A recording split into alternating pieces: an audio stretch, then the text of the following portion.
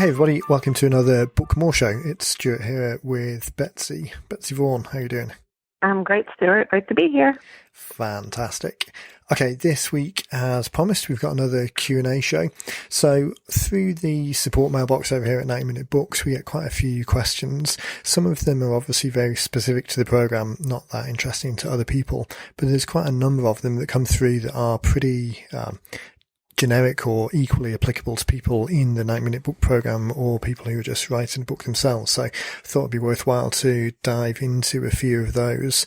A couple of them are similar to ones we've answered before, but they're the ones that come up all the time. So I think it's worthwhile running through the answers again. Maybe we'll address it in a slightly different way this time that might help a few more people. So we'll run through those. Just a reminder for people that we've got some great interview shows coming up over the next couple of weeks, or couple of months rather, by the time we release them into the feed. So keep an eye out for those. There is some great content in there for people talking about how they're actually using it at the moment.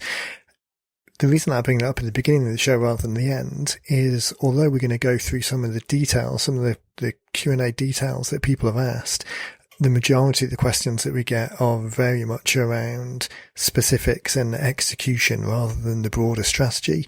And the good thing about the interview shows is it's more about broader strategy and how people can actually use books within their business and really make a difference to the bottom line rather than kind of technical questions of whether it should be answer A or answer B. So I'll try and keep those in mind as we go through, trying to keep it more at the strategy level and remind people of how it should be implemented, how it can really be used rather than too much of the details. But obviously details are always good to answer. So it should be a great show. So how do we want to play this? I guess if we start with a couple of questions and then we'll see how that goes. Mm-hmm. And then if we have enough time at the end, we'll do a rapid fire round. But I think some of these will get, one question will lead to another. So do you want to give us a bit of, just from, because you're obviously dealing with quite a lot of the questions as they come in. Is there anything that, what's kind of thematically do you get the same common questions coming through? We really do. When I go back and I'm talking to our potential clients or even people who've come on board, they do typically ask the same questions. After I explain our process, the specific 90-minute book process of the calls that we do and the recordings and transcription and things like that, people get into things. One of the biggest questions is, how long should my book be? Does it need, does it need to be 200 pages? Which on our end, from our standpoint, no, it doesn't.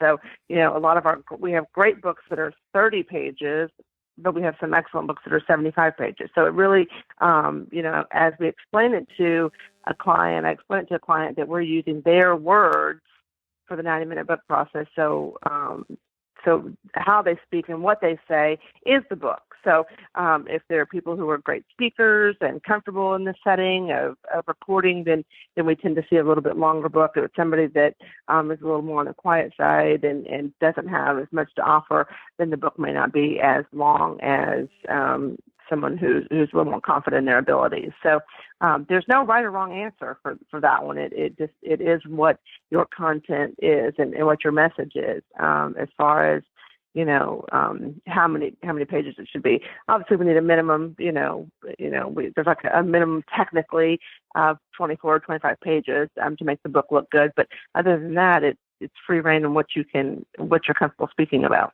And I think it goes back to, as we started, the technical question or the tactic question of how big it should be versus the strategy of what you're trying to achieve with it. It always comes back to that. So there was one of the shows we did near the beginning of the stream. I'll see if I can find it and put it in show notes. If not, don't worry about it too much because we'll go through it again here. But the strategy of what you're trying to achieve is more important than the technical details of whether it should be 37 pages or 52 pages. So I think if people think in terms of where does this book sit in an overall engagement funnel, then that's a much more valuable way of looking at it than I've got this amount of content. Do I need more or is it sufficient? So where it sits in the funnel, what the funnel is trying to achieve, what the outcome, the next step that you're trying to get the reader to take, all leads into how big should it be. And it's not so much that the size itself is important. It's more, does it do the job that was promised on the cover?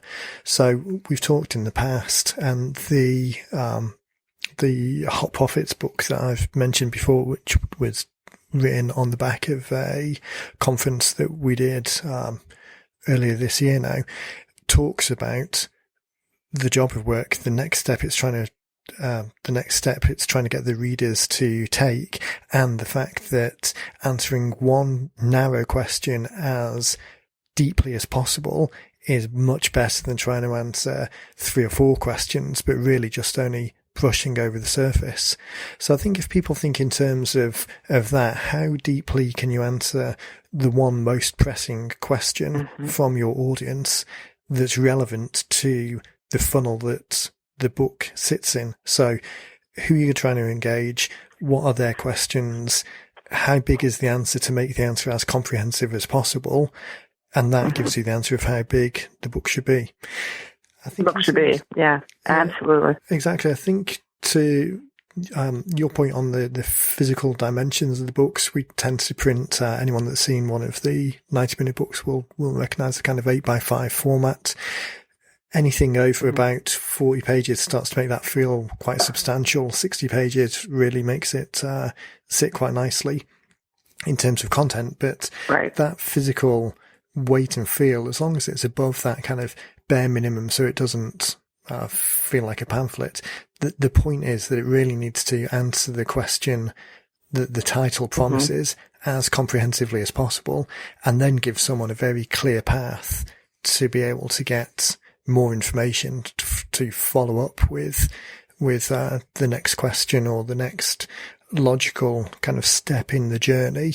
That really is the much better way of thinking about it, rather than does it need to be, as I say, 37 pages. I think people have this mindset that the book has to be this big, thick, book, heavy weighted in order to be informative. And, from our standpoint, again, all we're looking is for that call to action. Are they getting what the book says? And an easy read and a simple read. And I think that's what most of our books are. They're simple, they're easy. You're not spending weeks reading the book. You're getting to the point rather quickly. And so it's hard to change someone's mindset when they're envisioning a book on the shelf. I do a lot of conversations. I do have a lot of conversations about how big the book should be, and they want these big, thick things. So I think if we just remember that call to action is important, and as long as they're delivering what they've promised, And I tell you what, I think I think this must have come up in a show that we did recently, because the words, I can kind of hear them echoing back in my mind as I'm about to say them again. But it's the psychological benefit of having a book and giving a physical book to someone to read is that publishing has all of this smoke and mirrors and mystery around it. And if someone's has a physical book, then the majority of people out there don't think that's something that's achievable for them. So they attribute more value to it than it perhaps deserves in this day and age, when on-demand printing and publishing is easier than it was even just 5 years ago. So all of that mystery and the kind of kudos around having something published means that something called a book, in air quotes, is this thing, and the thing that they're thinking of is how they've interacted with it for the past 40 years of their life. The risk that happens, and this is what we see in this conversation, people come thinking that the physical dimensions of this thing, this lead generation piece that they're creating, needs to be a certain amount, a certain size, is they're falling victim of exactly the same mental model that is the benefit of having a book as the writer rather than the reader. So they're coming to it thinking it needs to be this big thing because publishing is this big mystical beast and all of these things happen in the background, and it has to be this big chunk of effort and chunk of work, and everyone says that writing a book is the biggest, most pain in the neck thing that they've done in their life, and it was a long slog and a drag, and all of those things that we get the benefit of as writers, using a system that is much easier to create and gives us a kind of a scalable leverage. We automatically, or there's a risk of people automatically flicking into the reader's perspective and thinking, okay, it needs to be this big thing because what I'm creating is this thing called a book. And it's really important, I think, that people understand that the job of work of a book as a lead generation piece, as an engagement piece in the way that we're discussing it, is that it gets in front of people and it makes invisible leads visible by, in a very non-confrontational way, allowing people to raise their hand. So if you want to write a huge thing, a big authority building piece that is a market leading, well-researched, tomb of a book that will cause a big crash on a desk, that's all well and good. But what you should weigh it up against is the time and cost to do that, which can run into the tens of thousands of dollars. And how much additional business is that going to create versus a smaller, well thought out, well crafted piece that is quick to execute. It answers one specific question as deeply as possible. It can be the world's leading resource on this one question. It's not like you're trying to make money it's not like you're trying to make money from this on Amazon. So it's not like you're charging for the book. The majority of use cases that we talk about, yes, people have it as Amazon because there's a credibility element to it. Yes, people have it on Amazon and charge an amount because if they're physically receiving something, then there is a print cost. But the majority of the use cases we talk about is give away a digital copy in return for an email address so that you can start a conversation. Give away a physical copy in return for address details so you can start a conversation. Because the job of work as it sits in the funnel is it's a cookie, to use the 8 Profit Activators term. It's a cookie to get people to raise their hand, to start a conversation with you, to start to be engaged. It's not that this is your one-shot deal to have a publishing deal because you want to make tens of thousands of dollars back in book revenue. So flicking those mental models around, being mindful of, on the one hand, the benefit that we get as writers because readers see it as an authority piece, or there's some magic that's associated with having a book.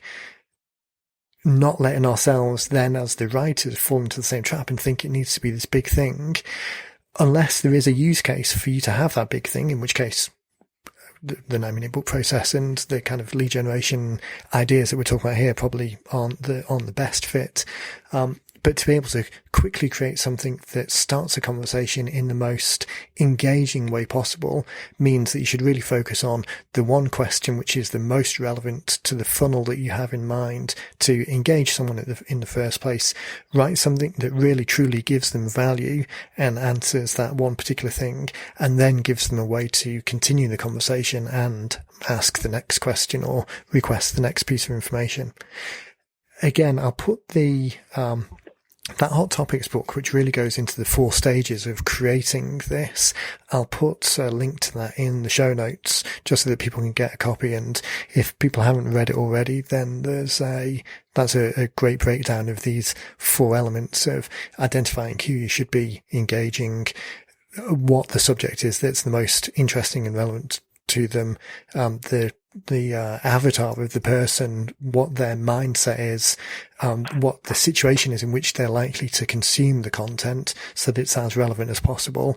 And then the most important thing, of course, is the next step to lead on to the conversation. So how can you develop that new relationship that you've just started to lead someone towards the logical conclusion that working with you is the best decision to resolve whatever issue they've got. So the show notes for this episode are on episode 15 now. So it's going to be 90minutebooks.com/podcast/015. And there should be a link there to the Hot Prospects book. Perfect. It's great. That's a lot of information, but that was fantastic. Yeah, sorry. So hopefully people will realize. Hopefully people will take, I like you, just something that the psychological benefit. I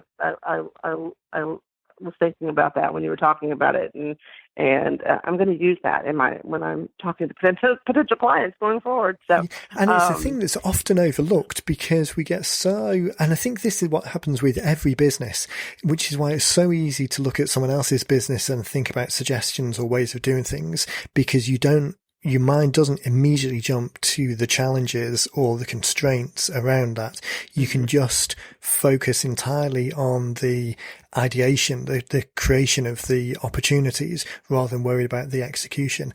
For us, when we're talking to customers or potential customers that phone us up, for people who are thinking about writing a book themselves, because those individuals and us in that scenario are the ones that have to execute, that actually have to do the stuff, it's so easy to kind of flick into execution mode rather than the kind of slightly higher level thinking of the opportunity and strategy.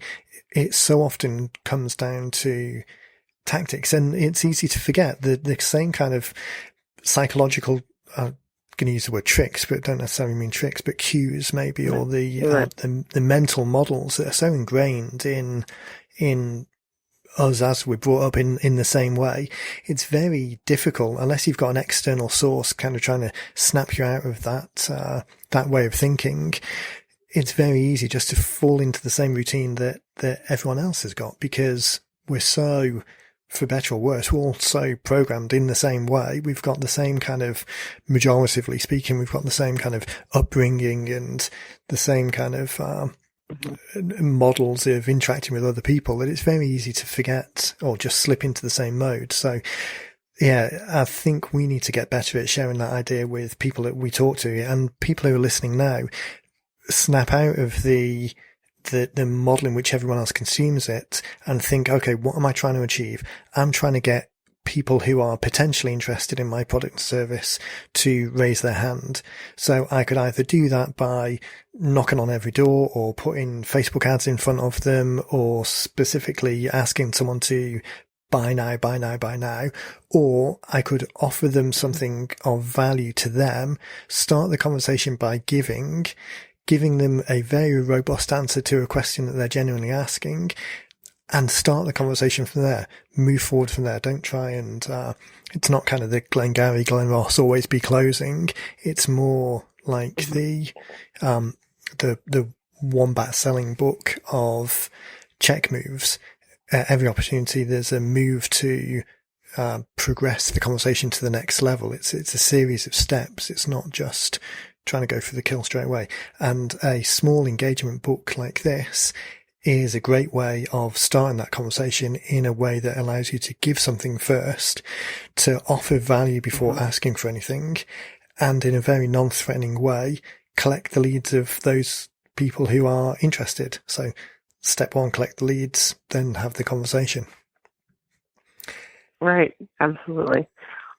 That's great. You did break up just now. I don't know. Oh, sorry. Did you know what? Well, that's sort of behind the scenes on the podcast recording. I tend to record at my end, and so it always means I sound great because I'm effectively locally recording, and then it's just whoever's on the other end sounds. We're at the mercy of their connection. Sounds horrible. Yeah. So hopefully it won't be too bad.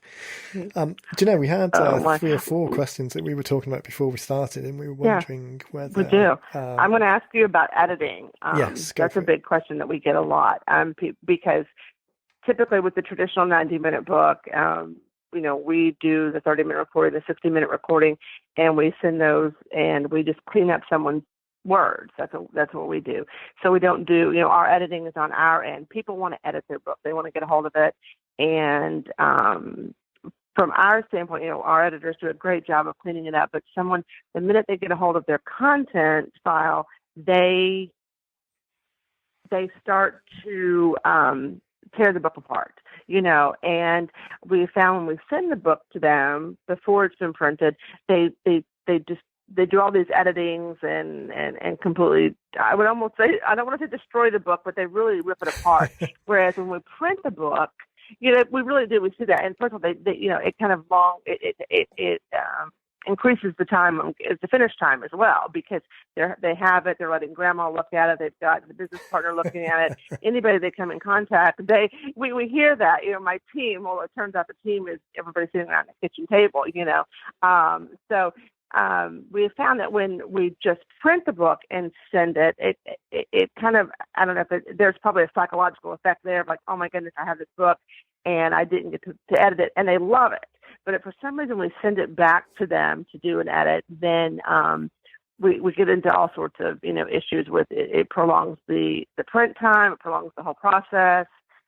People start to doubt their words, and because I think they have that moment. But let's talk a little bit from your perspective on maybe why we shouldn't. I've given my reasons, but I know originally when this whole process came about, there was no editing of books by clients. But give me your thoughts on that. Yeah, it's interesting, isn't it? There's so many individual little things that play into this, but we're up to, I think we're approaching almost 300 books now that we've created, and almost to a fault, every single one that we've passed back to people before getting a physical copy in their hands, it has just disappeared into a black hole of months and months and months of chasing, where people feel the need to, as you say, either get the opinion of everyone, or there's a kind of a fear of closure type issue where people just don't get it out of the door. So a couple of kind of anecdotal insights from the 2.5 years now we've been doing this for. First off, our early stage process was that we would again capture all of the content from people, make it the best version of their words, and then send it out to people before getting anything in print. The challenge with that is that as soon as you send something back to someone and say, okay, here's your opportunity to make some changes, they feel compelled or urged to make changes because of a couple of things. One, maybe there's the feeling that, well, if I don't do it now, this is my only chance. Again, that goes back to the kind of old world publishing thing of, if you're going to do a print run of 10,000 books, then you want to make sure that it's checked by everyone and his dog first and everyone signs off. Print on demand isn't like that. It's not quite as flexible as a digital file, but making updates is far more straightforward than it would be in a traditional publishing sense. So there isn't the issue, as there was before, of it needs to be perfect first time, otherwise the ship sailed. The second thing is that sometimes there's the expectation of, okay, if I don't make any changes, either I'm not giving enough care and attention, or people might think that I'm not intelligent enough to make changes. As soon as you say to someone, here's something you can make changes, if you don't, then there's a kind of psychological baggage of, okay, I haven't responded to this in the most considered way I could. I used to work for in London, used to work for Goldman's, and there was the guy that I used to sit next to, Amish, was sorry, he wasn't Amish, his name was Amish. So we had a joke whereby we would count the number of replies where people would just say kind of like, I concur, or me too, or thanks for that. So do you remember the movie Catch Me If You Can? The bit in the movie where he pretends to be the doctor and goes in, and he'd been watching some TV shows, and when the other doctors made some medical comment, he would just say, yes, I concur. So it was almost like right. And a group email would go out saying, and I'm sure this isn't specific to that office, I'm sure it happens everywhere. Right. A group email would go out where someone would make a point, and then because everyone else needed to be seen to be answering, even if they didn't have anything valuable to add, they just had to reply to everyone saying, I agree, or thanks for that, or good work, keep it up, because they needed to be seen to be making a change or to contribute to the conversation, even if there wasn't actually any contribution there. Same with editing. As soon as you go back to someone and say, here's an opportunity to make changes, if they don't contribute something, even if that something is of low value, then there's a perception that, okay, you haven't contributed, therefore it's an inferior interaction with what you're trying to do.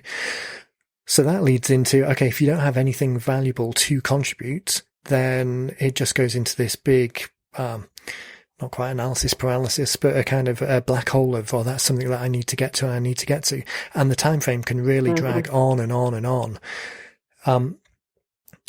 Likewise, the reason that the majority of people don't just go out and write books by themselves is because it's not a core discipline. Your core discipline is in your business. You know your business very well, inside out. You've been doing it for years. All of the specialized knowledge is in your head, but you're not a writer or an editor. So it's foolish to then think that giving you the document or taking a document and needing to make a whole load of changes to it, it's foolish to think that that's going to be done in anything like an efficient time frame, because it's just going to be this thing that's sat on the desk there. There's a kind of a guilt associated with every time you look in that direction, this thing's looking back at you saying, oh, you should be doing this, you should be doing this. And in the end, you just stop looking in that direction. And then the last point, which is the one around, I've just passed this out to a couple of people to get some feedback, is the kind of death by committee type problem. Everyone then falls into exactly the same trap as the first point we've asked. All that you've done is shared your problem with 5 other people. Now they feel like they've got to contribute to it or be seen to be making you should just send it out with a form with a tick box saying I concur, and then everyone can just tick that and return it, and your job will be done. So everyone else feels the need to make a change, and then you're dealing with 5 opinions of 5 different people, none of whom potentially are experts in this area, but it just falls into this death by committee type of challenge of everyone's got an opinion. And can you remember a saying, I don't know where it came from, but a man with 1 watch is confident of the time. A man with 2 watches is never confident of the time, because more opinions aren't necessarily going to make it any better. And then there's the old strategic coach term of be careful of valuing the opinions of those that don't write checks to you, of those that you write checks to. So getting the opinion of employees or people who aren't actually paying for the service is far less valuable than getting the first version of the book out there, collecting real feedback from real customers. Because at the end of the day, it could be like the lean type approach to business. You could write something where actually you entirely miss the point, miss the actual question. You think that you're answering something that's really valuable, but all of the feedback that you might get within the first 6 months leads you to realize that actually this point that's slightly to the side of the one you were initially answering is the one that was more valuable. But getting feedback from people who aren't writing those checks, who aren't actually real customers, you might never uncover that. So there's always this risk, and we've seen it time and time again, of how much editing should I do? It should read well or correct. I can't speak well or correct now, but it should read as well as it can read. There is a slight inherent difference in taking a transcript of a conversation, editing that to be the best possible version of the words that are actually spoken, which is what we do in the kind of the most basic iteration of a 90-minute book, and then reading that back. It does read differently. Again, going back to the mental model that we talked about in the first question, there is a perception of how books should read. So the balance that we strike is to create a book that is conversational in nature, where personality comes across, where it's engaging and concise and to the point, and gives people a warm feeling of getting some insider knowledge from an industry expert, from someone who really knows their stuff. Of kind of not writing something that is clinical and standoffish, and definitely not writing something where it's trying to be, look at me, look how clever I am, I can answer all of these questions in big technical terms. You're not trying to show off to the reader, you're trying to engage them. So by having this conversational approach, yes, it reads slightly different in some cases from what you might call a traditional book, because the language is different, but that's because the job of work is different. You're not writing a book here in order to sell it on Amazon and retire to a beach because you're now an author. You're writing a book as a valuable lead generation piece to give value to potential customers, to allow them to raise their hand, to start that conversation in a way that makes them feel good and gives them the answer. So the amount of editing that should be done is enough to make it read correctly, enough to make sure that the points you're making are actually technically correct. It would be foolish to send something out that had actual mistakes in it. But above and beyond that, you run into a diminishing return scenario of every minute that you take to edit it, every minute that it's not out there collecting leads is a potential customer that is going elsewhere. So what I would advise people to do is be very careful about striking the right balance. It needs to be correct. It needs to read as well as it can. But the fact that it's not structured in the way that a traditional book is structured, absolutely fine. The fact that it's only addressing one particular point, absolutely fine. The fact that there's your personality comes out in it, and the words that you use whilst talking might be different than words that you use if you were just to write an email to someone, absolutely fine. Because the job of work of this is to engage with someone, collect the lead and start that relationship, not to win a Pulitzer Prize for a book that's read and critically acclaimed. If you want to do that, that's fine, but that's a separate job of work. And be very careful. Don't allow your own kind of mental bias or the model constraints that you've got in your head to derail the actual project that you're trying to achieve, which is engaging and collecting leads. So editing is definitely one of those things that it's very, very easy for people to get derailed on and sink a whole load of time, which is effectively wasted effort. It'd be interesting for people to, if they haven't, to make sure they get a copy of the 90-minute book from 90minutebooks.com. That book, we've done, as I say, we're closing in on 300 books now. We've been doing this for 2.5 years. The first version of the book, we've edited it again recently, so we've done one more iteration on it. But for the first two and a bit years, we intentionally left it at the very roughly edited first version of the book that came straight from that transcript, because the point that we were trying to make is that the title of the book is the thing that captures people's attention. The cover design of the book is kind of the eye-catching piece that draws an eye towards it in the first place.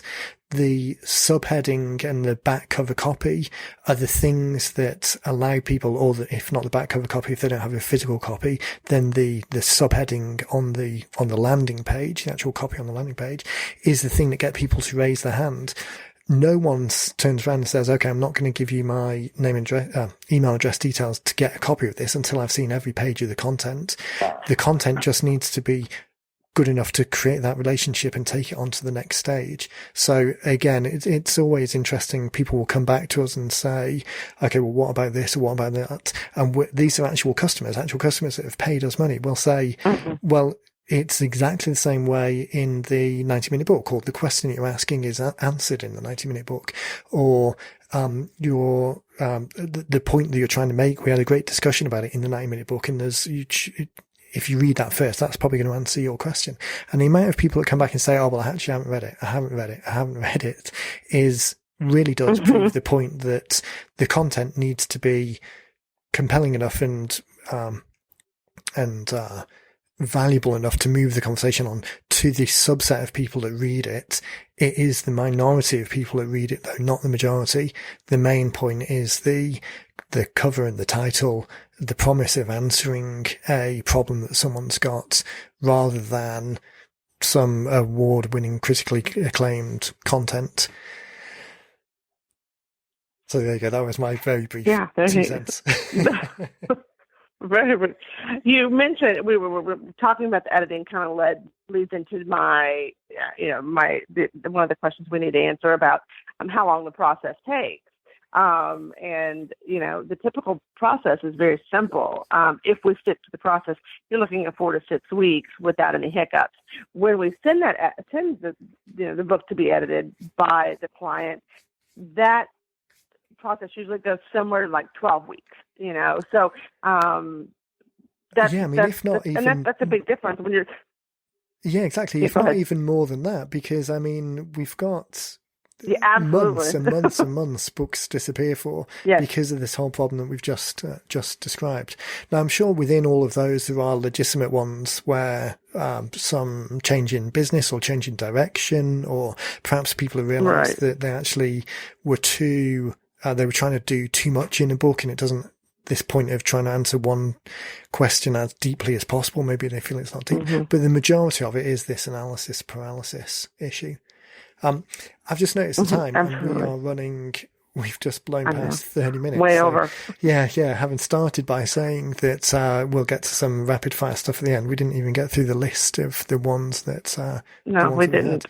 I mean, just to answer that point, and then we'll close on how long should the process take.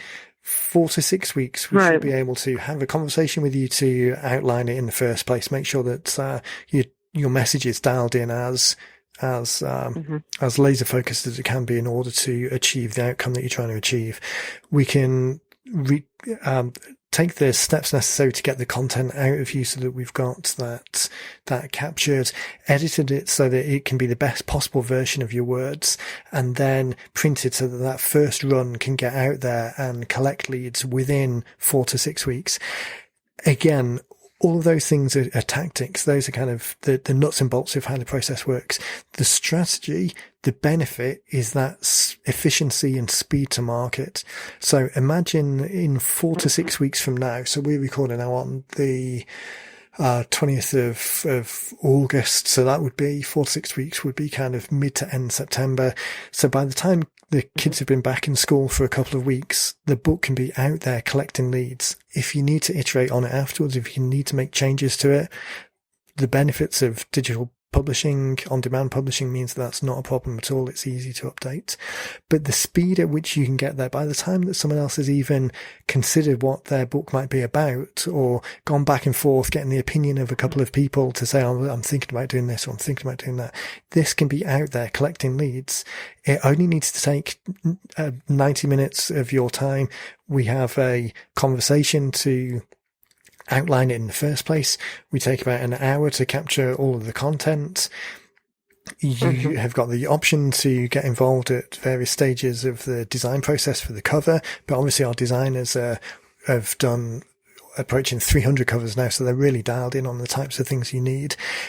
You don't need to put any more effort into it. It can be out there collecting leads, getting feedback, getting new business, and then if you want, worry about editing it and making some changes and tweaking it based on real life feedback, just as the lean startup model would suggest. Get something out there and test it in the real world, get some money in, get some business in, and then make some changes, rather than just hypothesizing on what might be the best thing. 6 months goes by and nothing happens. So there we go. I think talking about efficiently getting it out there. Yeah. Yeah, that's probably a good place getting it out there. Otherwise, that's one of the things we say to people all the time. Like, let's just get it out there, and you start, growing your business, building those leads.